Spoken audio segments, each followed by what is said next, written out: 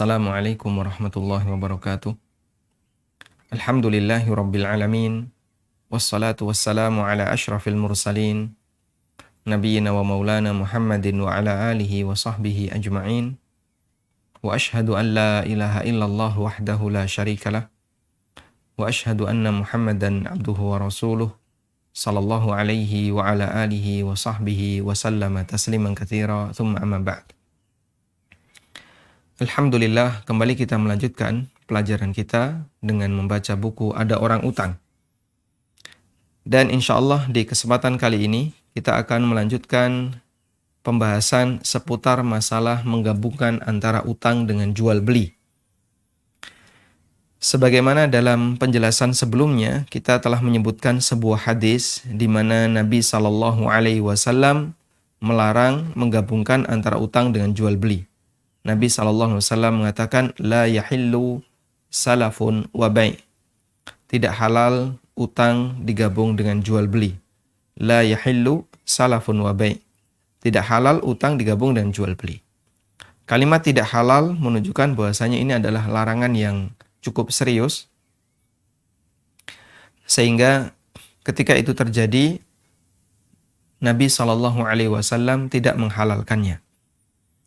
Dan maknanya, sebagaimana keterangan Imam Ahmad bin Hanbal rahimahullah, adalah orang melakukan transaksi utang digabung dengan jual beli, di mana utang merupakan akad utama, sementara jual beli menjadi persyaratan, akad persyaratan, dan ini bagian dari peluang untuk bisa mendapatkan keuntungan. Sebagaimana keterangan yang disampaikan oleh Ibnu Qudamah rahimahullah. Selanjutnya, kita akan melihat beberapa praktek yang terjadi di masyarakat. Bahwasanya larangan menggabungkan antara utang dengan jual beli. Utang plus jual beli kita sebut sebagai apa? Riba. Utang plus jual beli sama dengan riba. Sebagaimana larangan ini berlaku untuk jual beli, para ulama mengatakan larangan ini juga berlaku untuk semua akad komersil. Berlaku untuk semua akad komersil. Ada transaksi yang bertujuan untuk mencari keuntungan, seperti jual beli, sewa menyewa, akad salam, terus akad apa lagi? Istisna, dan seterusnya. Para ulama menyebutnya dengan akad muawadhat. Ada pula transaksi yang bertujuan memberikan bantuan untuk kepentingan sosial. Sehingga tujuannya bukan dalam rangka mencari keuntungan, tapi untuk kegiatan sosial. Contohnya hibah, sedekah, wakaf. Untuk transaksi jenis yang kedua ini, para ulama menyebutnya dengan transaksi tabarru'at. Islam memotivasi umatnya dalam transaksi tabarru'at. Semangat yang ditekankan dalam Islam untuk transaksi tabarru'at adalah membantu orang lain yang membutuhkan. Dan Islam juga melarang umatnya untuk memancing di air keruh, dalam arti memanfaatkan suasana musibah yang dialami saudaranya. Karena itulah para ulama menyebutkan bahwa kasus yang disebutkan dalam hadis di atas tidak hanya terbatas untuk skema jual beli dan utang, tapi juga berlaku meluas untuk setiap transaksi muawadhat dan transaksi tabarru'at. Di mana setiap transaksi muawadhat dan tabarru'at ketika itu digabungkan, maka dalam hal ini pasti ada pihak yang mendapatkan keuntungan di saat dia melakukan transaksi sosial. Jadi ketika kita melakukan akad sosial, saat beramal, jangan cari untung duniawi. Jangan cari untung dunia. Sehingga ketika bantu orang lain, niatkan ikhlas untuk membantu orang. Karena itu saat memberikan utang, jangan harapannya bisa dapat untung dari jual beli misalnya. Karena utang ini membantu, menolong. Saat kita memberikan hadiah atau hibah atau wakaf, jangan tujuannya biar untuk mendapatkan keuntungan. Sehingga saat kita mencari pahala, murnikan dalam rangka untuk ikhlas mencari pahala, bukan dalam rangka untuk mencari keuntungan. Baik, kurang lebih seperti itu kaitannya kenapa utang dengan jual beli itu tidak diperbolehkan. Karena itu seperti ini dipahami meluas. Jual beli mewakili transaksi muawadhat, sementara utang piutang mewakili transaksi tabarruat. Terdapat kaidah yang berbunyi, la yajma'u baina muawadhah wa tabarru'. Tidak bergabung, tidak boleh digabungkan antara akad muawadhat dengan akad tabarruat. Sebagaimana kaidah ini disebutkan dalam majalah Majma' Fiqih Al-Islami, kemudian juga Syarah Bulughul Maram, Kitabul Buyu', Jami' Syekhul Islam. Berdasarkan kaidah di atas, maka tidak boleh menggabungkan utang dengan sewa menyewa.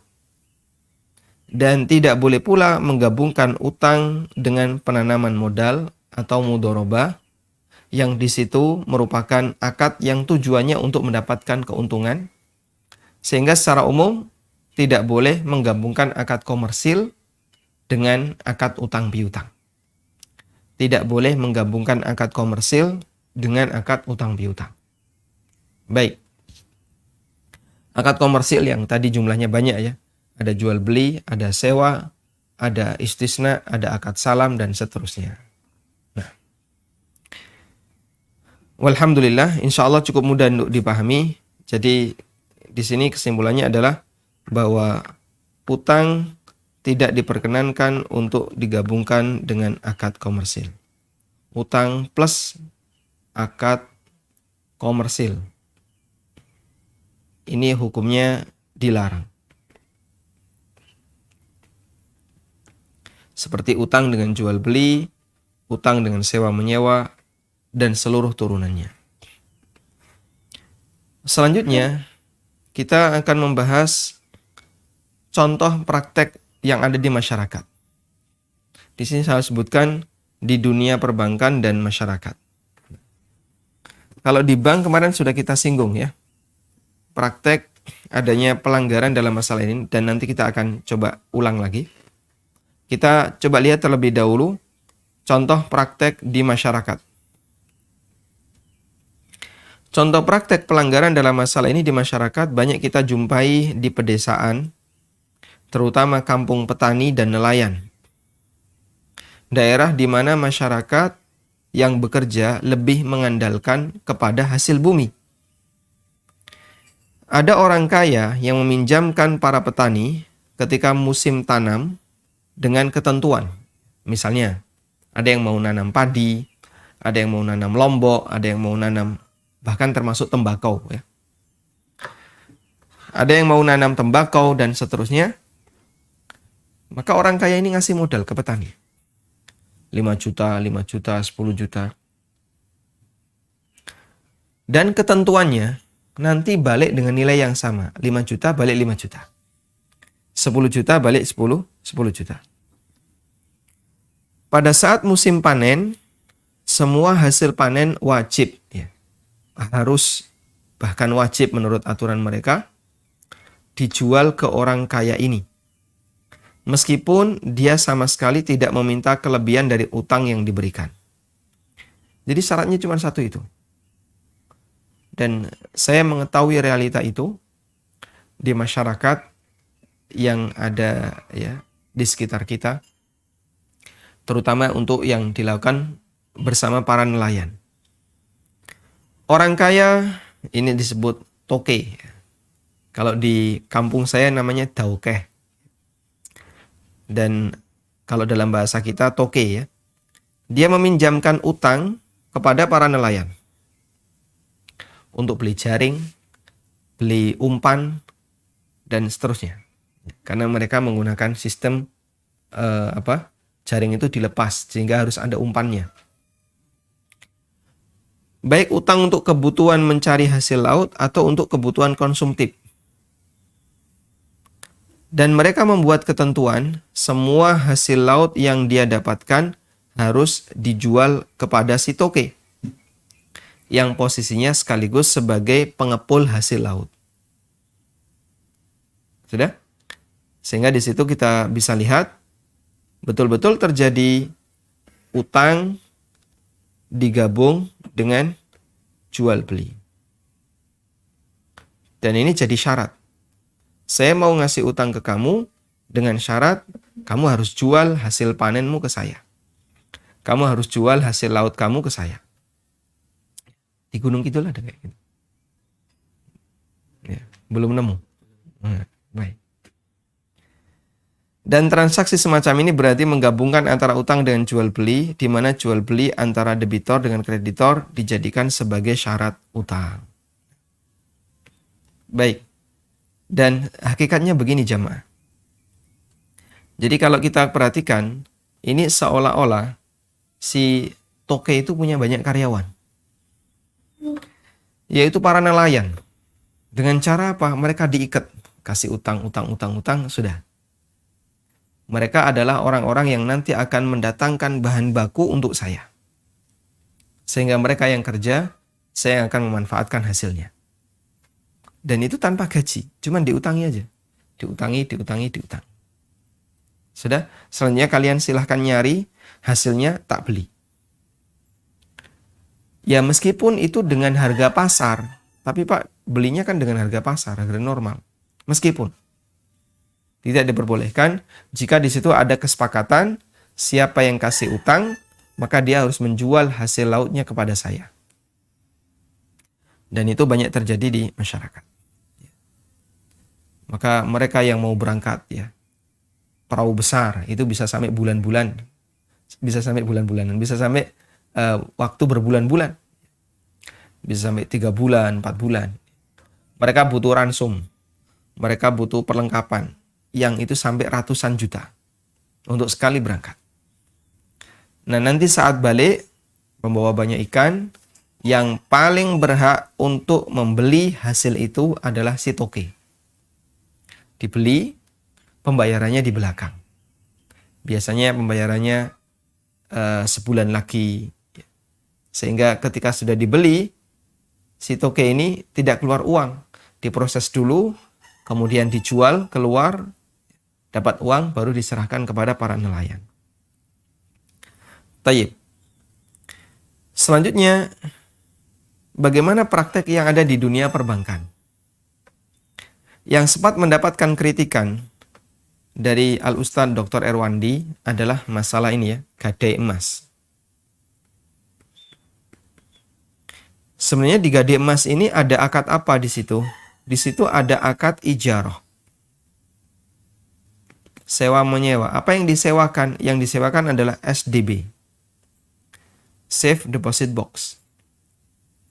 Dan inilah peluang di mana pihak bank bisa mendapatkan keuntungan dari bagian ini. Menyewakan SDB.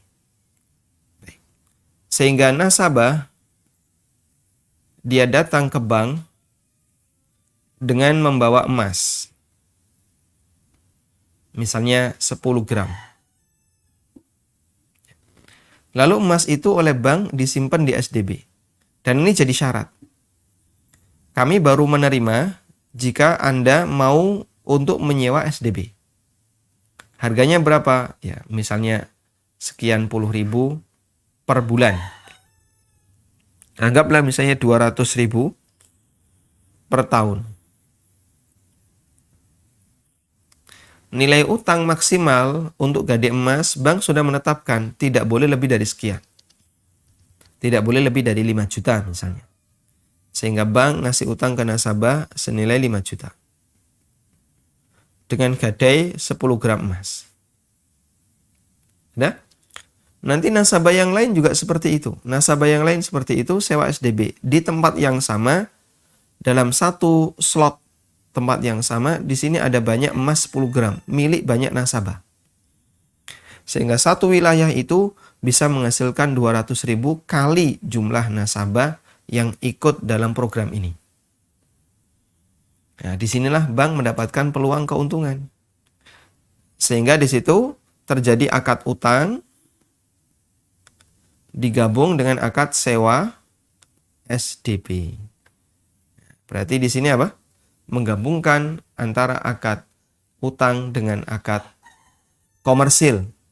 Dan para ulama menegaskan tidak diperbolehkan menggabungkan antara akad utang dengan akad komersil. Ini salah satunya.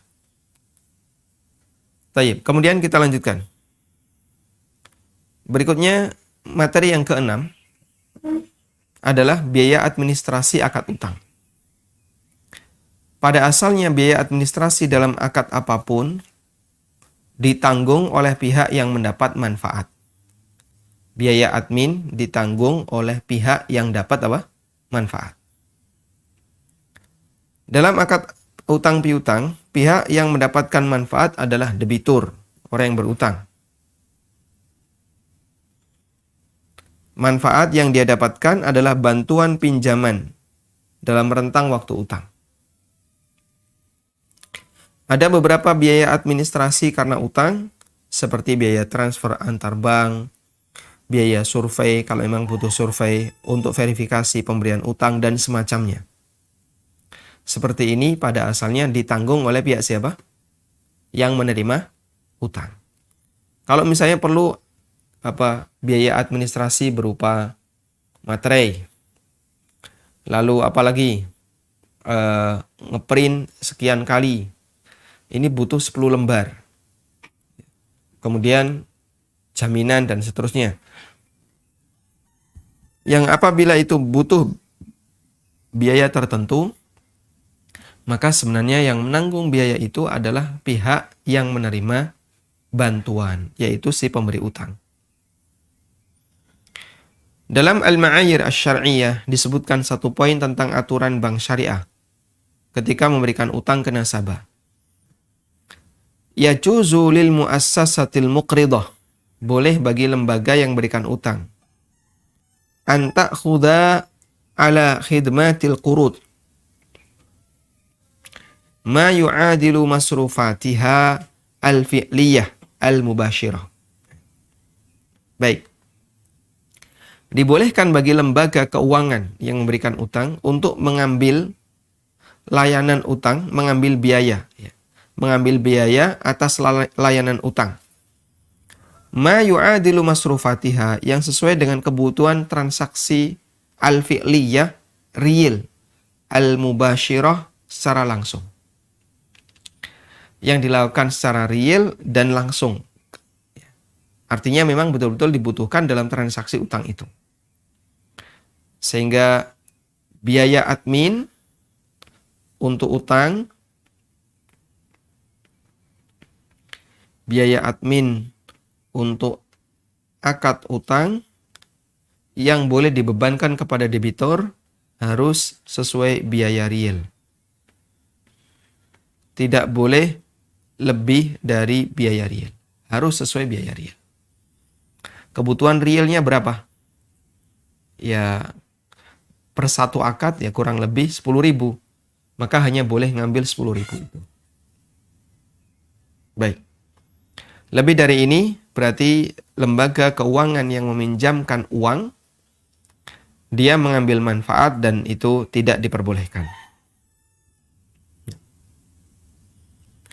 Hanya saja biaya admin tidak boleh melebihi dari kebutuhan real, sehingga biaya admin tidak bisa dijadikan sebagai sumber pendapatan bagi lembaga keuangan. Nah, ini penting ya. Biaya admin tidak boleh dijadikan sebagai sumber pendapatan bagi lembaga keuangan. Tidak bisa dijadikan sumber pendapatan lembaga keuangan. Atau pemberi utang. Dalam Al-Ma'ayir Syariah dari lanjutan di atas, wala yajuzu, di situ terdapat pernyataan, wala yajuzu laha akhdhu ziyadatin 'alaiha. Tidak boleh bagi lembaga keuangan untuk mengambil yang lebih dari biaya pokok. Wa kullu ziyadatin 'alal masrufatil fi'liyah muharramatun. Dan setiap tambahan yang diambil dari biaya real hukumnya haram. Setiap tambahan yang diambil dari biaya real hukumnya haram. Baik, sehingga misalnya biaya realnya berapa? 10.000. Tapi bank menetapkan 20.000 atau 25.000, tidak boleh. Ini tidak diperbolehkan. Baik. Saya kasih contoh ya, yang ini real. Barangkali Anda pernah melihat langsung kejadian ini di dunia perbankan. Nah, yaitu program, tapi kayaknya program ini sudah ditutup sejalan dengan adanya lonjakan di masyarakat karena menyebabkan antrian yang panjang. Program apakah itu? Program talangan haji. Program talangan haji. Di salah satu web bank syariah di Indonesia menyebutkan bahwa program talangan haji itu dilakukan dengan 3 skema. Yang pertama adalah qard, yang kedua ijarah, yang ketiga kafalah. Qard, ijarah, kafalah. Baik. Pak, ini semuanya kan sudah ada di buku fikih dan sudah dapat fatwa dari MUI. Biasanya alasannya kayak gitu. Akad qard ada di fatwa MUI. Akad ijarah ada di fatwa MUI. Akad kafalah ada. Sebenarnya tidak perlu menyebutkan fatwa MUI. Ada juga di Al-Mughni, ada juga di Al-Majmu' Al-Majmu' Syarah Muhadzab karya Nawawi. Ada di buku-buku fikih yang lain.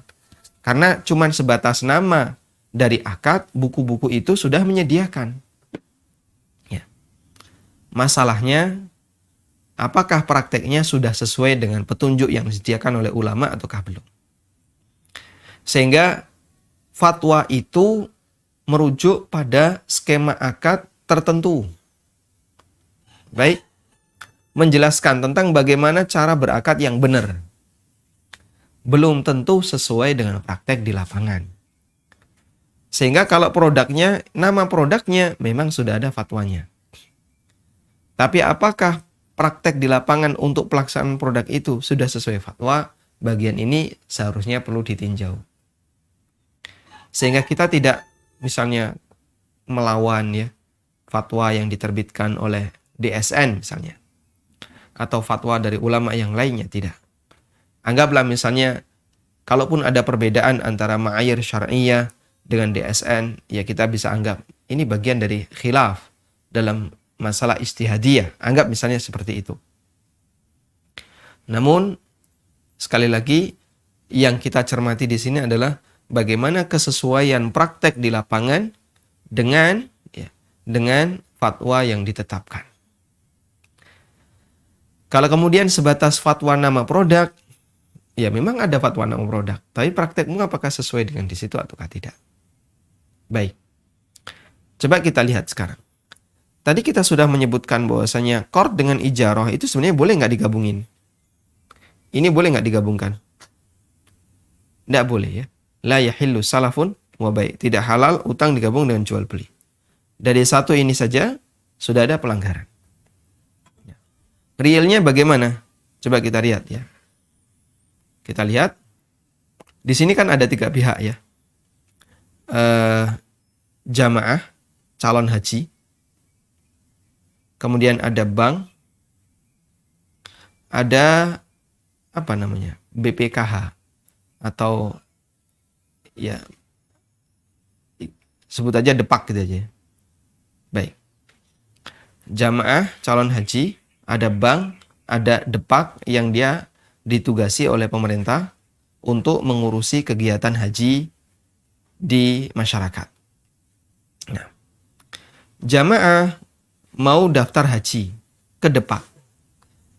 Tapi depak mensyaratkan untuk bisa mendapatkan porsi haji, maka harus membayar senilai berapa minimal? 25 juta. Sehingga untuk bisa dapat porsi, kita pindahkan ke sini aja. Ini ada jamaah, ini ada bank, ini ada Departemen Agama. Nah, untuk bisa mendapatkan porsi haji, maka dia harus membayar ONH. Kalau dulu istilahnya ONH, sekarang istilahnya apa? Ya. Yang ini senilai 25 juta. Ya. Harus bayar minimal sekian. Sudah? Nah, jamaah nggak punya. Akhirnya dia berharap, biar nanti dapat antrian lebih awal, maka dia pun utang ke bank. Nah, bank ngasih talangan. Baik, Bapak tenang saja, kami talangi. Bank transfer senilai 25 juta ke Depak. 25 juta. Sudah? Di posisi ini, bank memberikan apa? Talangan kepada jamaah. Bank memberikan uang 25 juta ke Depak atas nama jamaah A. Nah, selanjutnya, bank menetapkan syarat agar akad ini berlangsung, Masya Allah ya, adalah jamaah harus menguruskan ya. Jamaah harus mengurus kegiatan hajinya lewat bank. Pak, kami bersedia untuk memberikan talangan haji, tapi nanti semua prosedur pengurusannya kami yang ngurusi. Baik, siap. Dan itu ada biayanya, Pak. Biaya untuk ngurusi itu nilainya 2,5 juta. Nah, di sini apa? Bank menetapkan ada biaya layanan untuk ngurusi haji. Itu ditetapkan 2,5 juta. Udah? Cukup ini saja. Dan itulah ijarah untuk layanan haji. Jadi talangan haji, tadi ada akad qard, ada ijarah, ada kafalah. Ijarahnya di mana? Ijarahnya di sini. Jadi nanti Bapak akan kami layani dan biaya pelayanan itu 2,5 juta. Layanan apa sih yang dimaksud? Layanan mengantarkan ke kantor Depak, kemudian kebutuhan administrasinya apa saja. Ibaratnya jadi calon pendaftaran ya. Calo pendaftaran. Pak, ini yang dibutuhkan administrasi A, B, C, D. Bapak yang belum lengkap mana? Ini belum difotokopi, kami fotokopi. Ini fotonya nggak bagus Pak, harus diperbaiki. Bapak silakan foto di situ. Foto dia, diantarkan sama bank. Jadi dilayani yang administrasi seperti ini. Selesai dilayani, kemudian diantarkan ke Depak, kemudian ditunggu sampai foto. Sudah, biayanya 2,5 juta. Dan ini jadi syarat. Biaya layanan ini jadi syarat.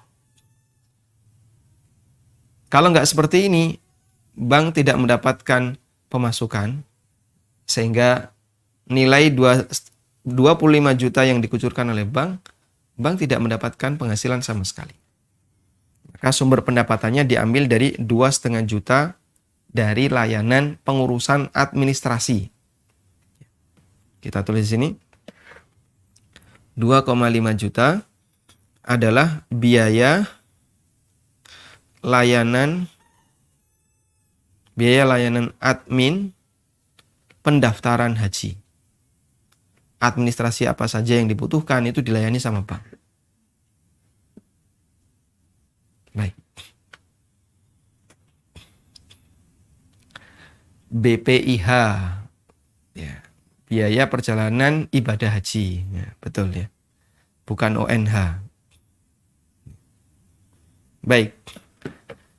Jadi tadi ya 2,5 juta itu ini, dan ini jadi syarat.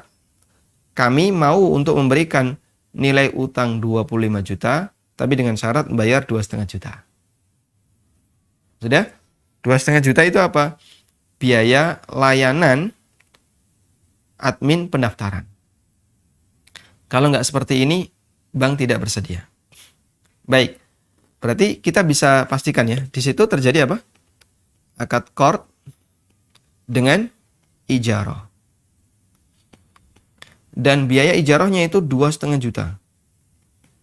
Qardnya 25 juta. Ini berapa persen?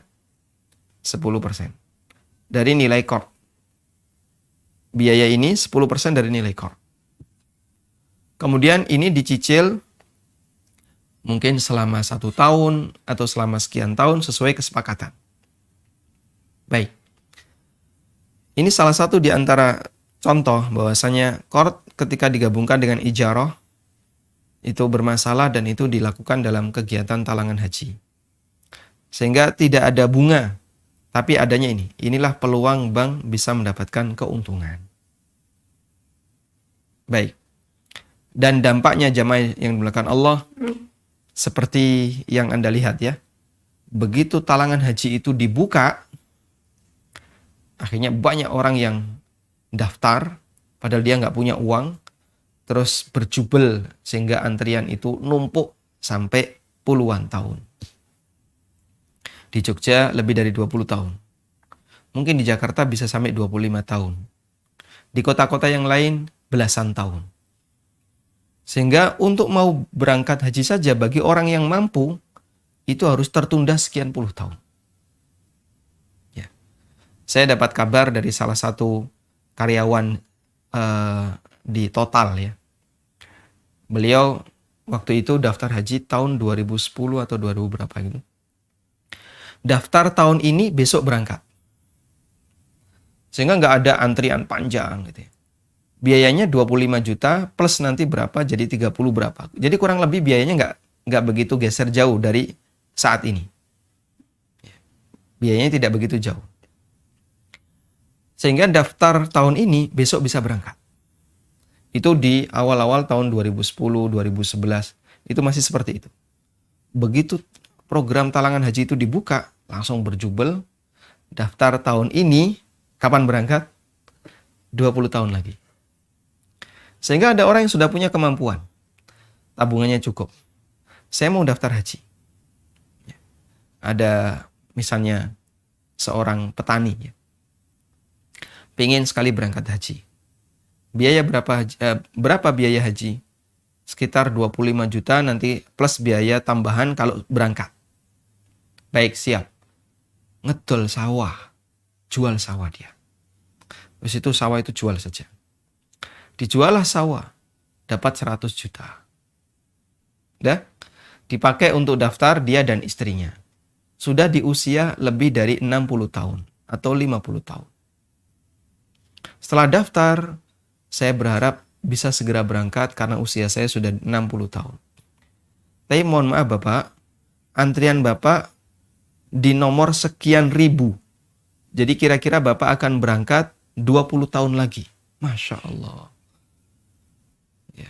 Wis tewas ngedol sawah gitu ya. Sudah telanjur jual sawah. Sudah telanjur jual sumber pendapatan. Tapi ternyata dia harus ngantri sekian puluh tahun. Sehingga kalau sistem ini dibiarkan, itu kan ibaratnya kita membuat sebuah sistem yang menghalangi orang yang sudah saatnya berangkat haji karena mampu, tapi terhalangi.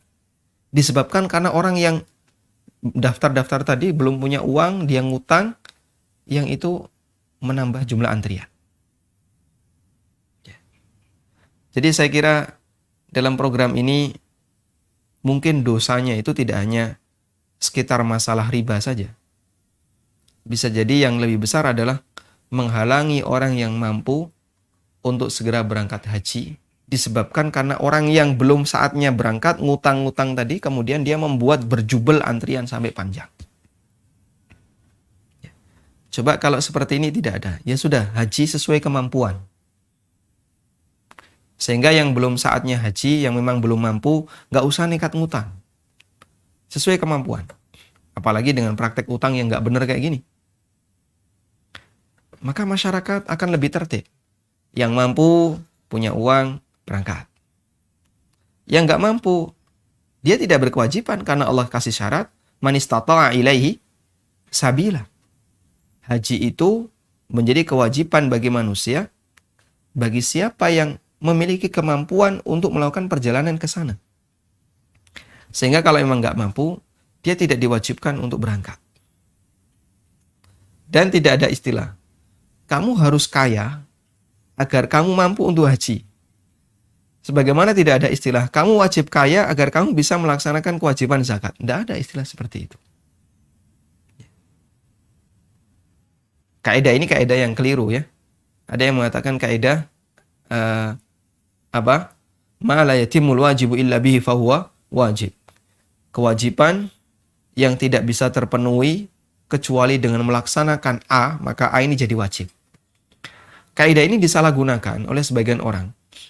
Lalu mereka mengatakan, kalau zakat itu kan wajib. Dan orang untuk bisa zakat, syaratnya apa? Punya harta 1 nisab. Maka kita wajib untuk memiliki harta 1 nisab. Subhanallah. Ini kesimpulan yang jelas salah kaprah. Yang benar ya. Ma la yatimul wujubu illa bihi fa huwa laysa biwajib. Jika ada persyaratan kewajiban yang tidak bisa terpenuhi kecuali dengan A, maka A ini tidak wajib. Nah, kaidah ini yang lebih tepat untuk diterapkan pada masalah tadi. Zakat, haji, dan seterusnya. Saya kasih ilustrasi. Sholat hukumnya apa? Wajib. Sholat 5 waktu hukumnya wajib. Puasa Ramadan hukumnya wajib. Ada anak remaja usia 15 tahun. Anak remaja usia 15 tahun. Sudah? Dia tidak berkewajiban sholat, tidak berkewajiban puasa jika dia belum balik. 15 tahun belum balik. Kamu harus wajib sholat. Kamu harus wajib puasa. Tapi saya kan belum balik. Berarti wajib bagi kamu segera balik. Gimana wajib segera balik? Pokoknya gimana caranya biar segera mimpi basah. Wah, itu perlu diajari apa kayak gitu? Jadinya nggak karuan. Nah, itulah yang disebut dengan al-wujub. Al-wujub itu syarat wajib. Adanya kewajiban. Adanya kewajiban itu tidak bisa terpenuhi dengan sesuatu, maka mendatangkan sesuatu ini tidak wajib.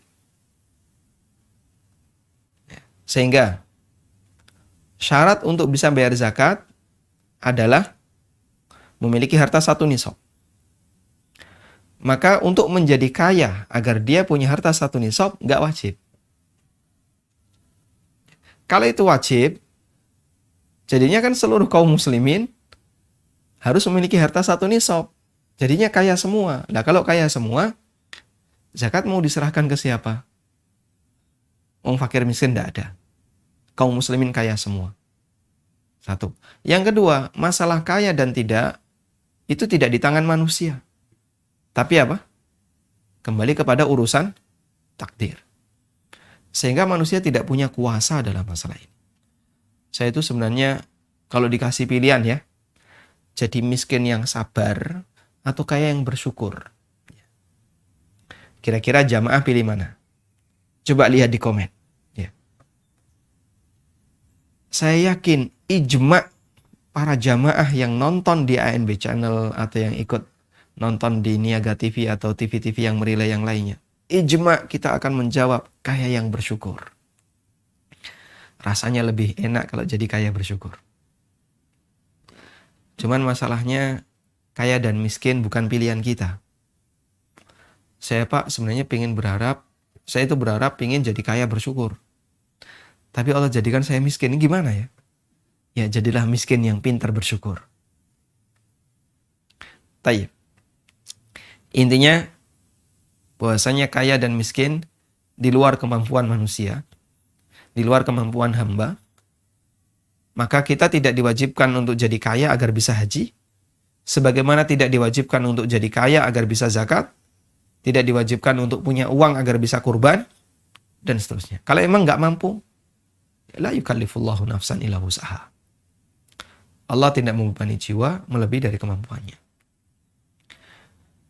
Dan alhamdulillah program talangan haji ini sudah dihentikan ya. setahu kami sudah dihentikan, sehingga untuk bank-bank syariah yang kelas besar sudah tidak membuka program ini. Meskipun masih ada kecolongan di bank-bank syariah yang kelas koperasi, yang di pasar-pasar. Mereka masih membuka ini karena cukup menguntungkan. Dia bisa mendapatkan keuntungan 10% dengan nominal memberikan utang yang cukup kecil 25 juta. Dan itu kalau jumlahnya banyak ya cukup menguntungkan. Baik, pertimbangannya atas informasi yang saya dapatkan dari salah satu manajer di salah satu bank syariah, kenapa program ini ditutup? Pertimbangannya adalah karena disebabkan program ini antrian haji jadi membengkak.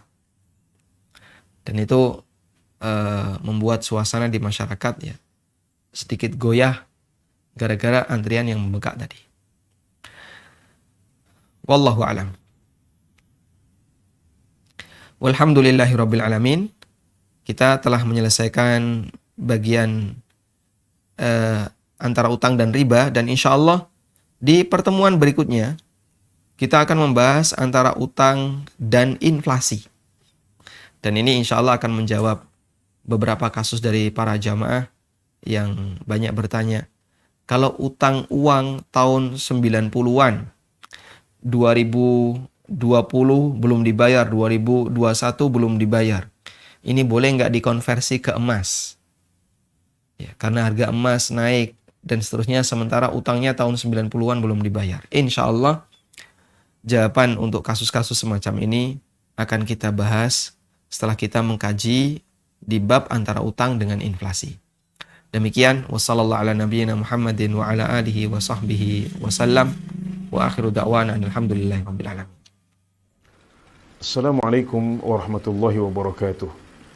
Kaum muslimin dimanapun Anda berada, saat ini sedang dibangun Sekolah Dasar Tahfidzul Quran Madinah Islamic Primary School di bawah Yayasan Amal Abadi Indonesia yang dibina oleh Ustadz Amin Nur Ba'ith hafizahullah ta'ala di Sleman, Daerah Istimewa Yogyakarta. Alhamdulillah sampai saat ini sudah terpenuhi 79% dari total anggaran sebanyak 2,6 miliar. Kami berharap pada bulan Muharram 1443 Hijriah ini anggaran tersebut bisa terpenuhi dan mencapai 100%. Karenanya kami mengajak kaum muslimin sekalian untuk bekerja sama dalam membentuk generasi menghafal Al-Quran yang berakhlakul karimah dan berakidah sahihah dengan memberikan donasi terbaik Anda untuk proyek yang mulia ini. Jazakumullahu khairan. Semoga Allah membalas amalan baik Anda dengan balasan yang lebih baik. Wassalamualaikum warahmatullahi wabarakatuh.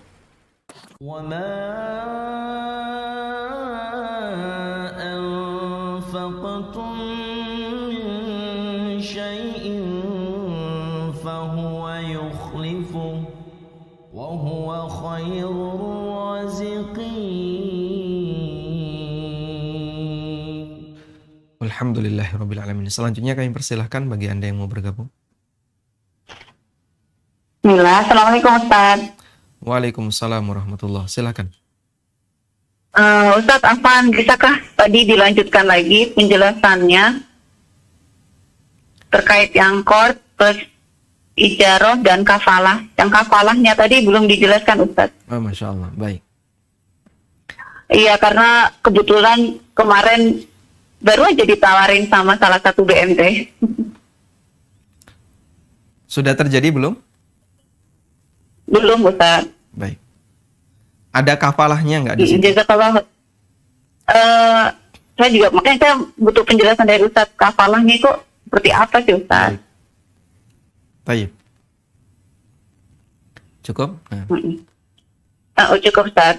Dan saya pribadi termasuk yang nggak suka Ustaz sama program talangan haji. Baik. Baik, coba kita jelaskan 3 akad tadi ya yang berlaku dalam talangan haji. Mohon fokus, ini berlaku di talangan haji. Saya tidak bahas akad yang lain dan produk bank yang lain. Qard, ijarah, dan kafalah. Tadi kita sudah menyebutkan qard dan ijarah. Qardnya adalah bank memberikan utang, bank memberi utang. Subhanallah, kita coba. Bank kasih utang gitu aja. Bank beri utang senilai BPIH, biaya ibadah perjalanan haji. Senilai BPIH yang jumlahnya 25 juta. Untuk bisa mendapatkan porsi haji. Dari sini nanti nasabah bisa dapat porsi haji. Ijarahnya adalah bank beri layanan untuk pengurusan admin. Dan ini jadi syarat. Pengurusan admin pendaftaran haji. Ya. Dan alhamdulillah saya sendiri ketika mendaftar haji reguler 25 juta dengan tabungan yang sudah tersedia, untuk ngurusi admin pendaftaran ini nampaknya tidak terlalu repot. Dan memang ada beberapa yang kurang waktu saya datang ya. Ini Pak kurang. Baik, saya penuhi di sekitar itu, ada fotokopi, ada nyetak foto, sehingga tidak begitu repot. Selesai semua admin, saya setorkan, langsung foto di kantor depak setempat, sudah bisa mendapatkan apa? Sudah bisa mendapatkan porsi haji dan ada nomor urutnya. Dan memang itu butuh waktu kurang lebih setengah hari. Lalu dari ijarah ini, bank mendapatkan biaya ijarah, fee ijarah senilai 2,5 juta. Baik. Angka ini bisa jadi berbeda atau ada perubahan di bank-bank yang lain. Tapi sebagian informasi yang saya dapatkan 2,5 juta. Nah, kafalahnya di mana sih? Kafalahnya, ya. Bank menjamin saat keberangkatan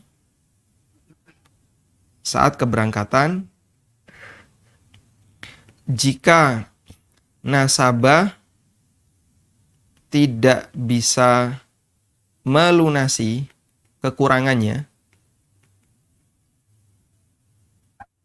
maka bank yang akan nalangi lagi, ngasih talangan lagi. Yang akan memberikan talangan. Jadi 25 juta itu kan bukan biaya total ya. Nanti untuk bisa sampai berangkat plus RP sekian, sehingga totalnya misalnya 46 juta. Ini bisa berangkat untuk yang reguler. Nah, kekurangannya ini nanti akan ditombok oleh bank untuk bisa berangkat yang reguler. Kemarin berapa kemarin? Sebelum corona. Sebelum COVID itu berapa? Sekitar 40 berapa begitu ya. Ada informasi dari teman-teman pemirsa, silahkan. Coba lihat di komen. Baik. Kemarin berapa? Sebentar, kita tunggu.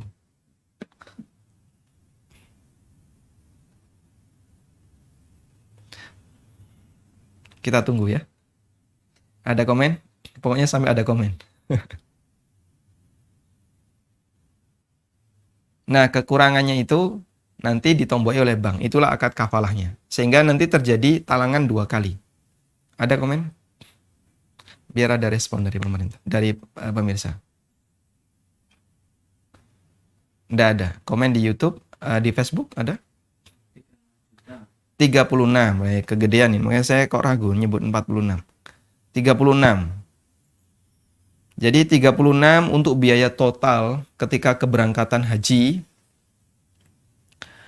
Itu karena nasabah baru membayar 25, kekurangannya berarti berapa ini kekurangannya? 11 juta ya. Kurang 11 juta. Nah, di angka 11 juta ini nanti akan menjadi nilai kafalah dari bank. Dan inilah akad kafalahnya. Wallahu a'lam. Baik, cukup. Selanjutnya. Silahkan. Assalamualaikum Ustadz. Waalaikumsalam warahmatullahi. Ustadz, sekarang saat lagi rame Ustadz ini suaranya berdengung. Cukup jelas, silahkan dilanjut Bapak. Nah, sekarang sedang ramai di penerbit itu buku-buku sedang membuka pre-order bertingkat. Jadi sistemnya itu penerbit akan menerbitkan sebuah buku, lalu mereka membuka pre-order untuk agen-agennya. Nah, itu agen itu akan mendapatkan harga yang lebih murah dari harga katalog. Lalu agen itu juga membuka pre-order ke reseller-reseller mereka, dan reseller itu juga akan mendapatkan harga yang lebih murah. Dan reseller ini juga membuka PO ke pembeli-pembeli yang lainnya yang di bawah mereka, dan harganya juga lebih murah dari harga katalog.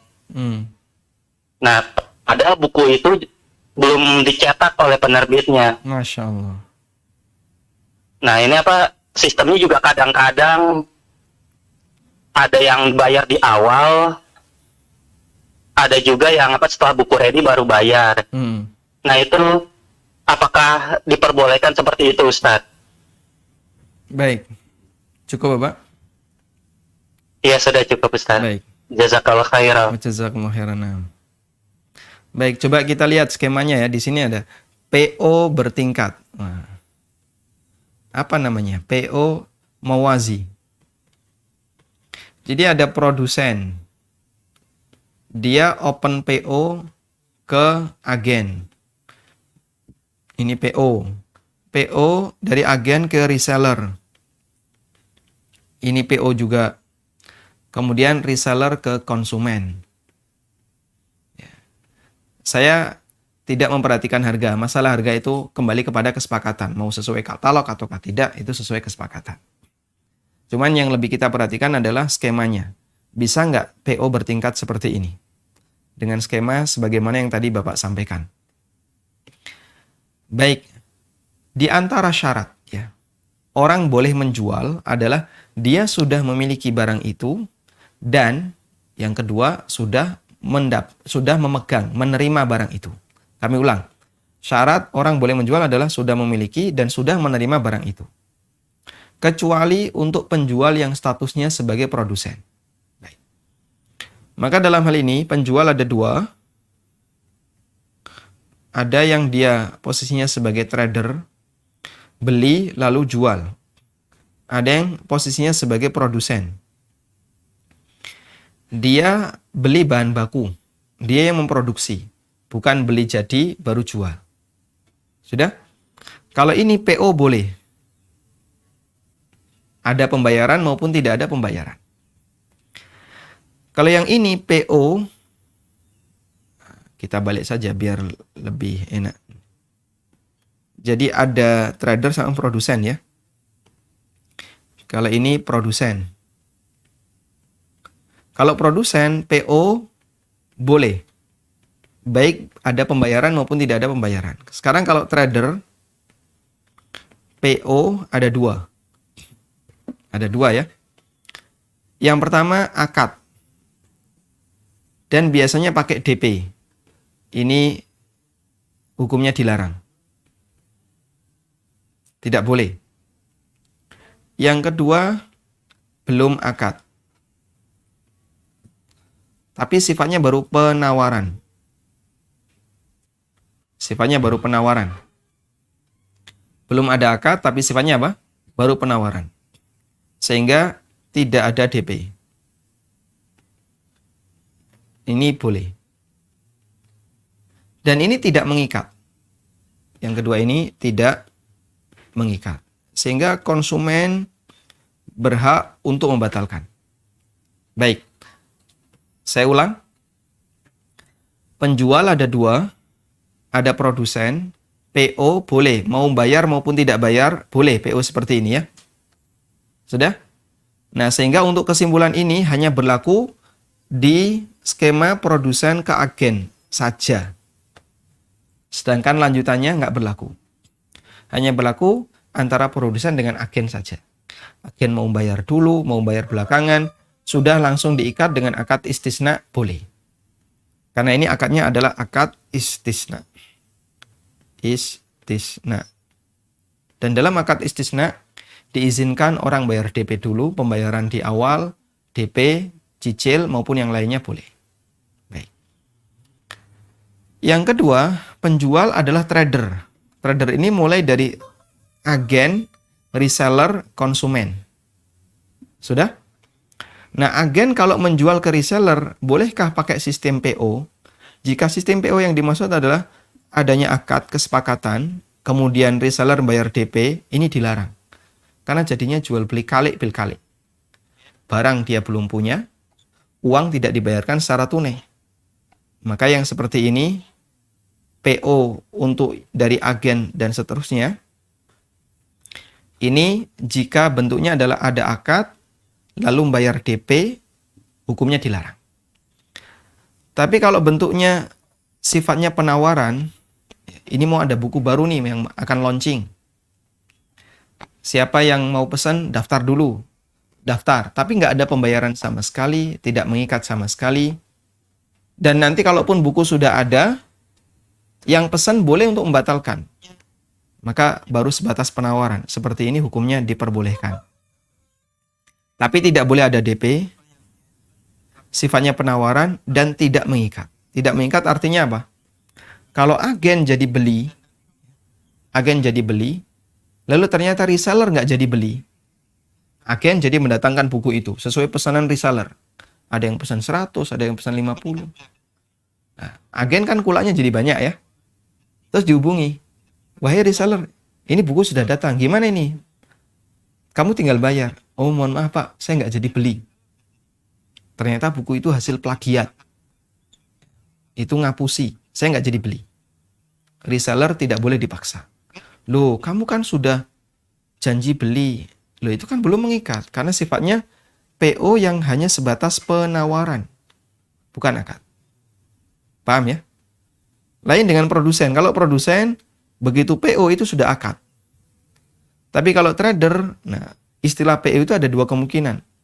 Sifatnya sudah akad, dan ini dilarang karena berarti agen belum punya barang, reseller belum punya barang, sehingga dia tidak boleh jual ke konsumen. Atau yang kedua, PO di situ dipahami belum akad, sifatnya baru rencana akad. Nah ini tidak mengikat, sehingga boleh dibatalkan sepihak. Kalau yang terjadi yang kedua, di mana agen, reseller, itu tidak menjual kepada bawahannya, agen tidak jual ke reseller, reseller tidak jual ke konsumen, baru sebatas rencana akad, insya Allah tidak masalah. Karena rencana akad dan sama sekali tidak mengikat. Wallahu ta'ala alam, wa sallallahu ala nabiyyina Muhammadin wa ala alihi wa sahbihi wa sallam, wa akhiru da'wana anilhamdulillahi rabbil alamin, subhanakallahumma wa bihamdika, asyhadu an la ilaha illa anta astaghfiruka wa atubu ilaik. Wassalamualaikum warahmatullahi wabarakatuh.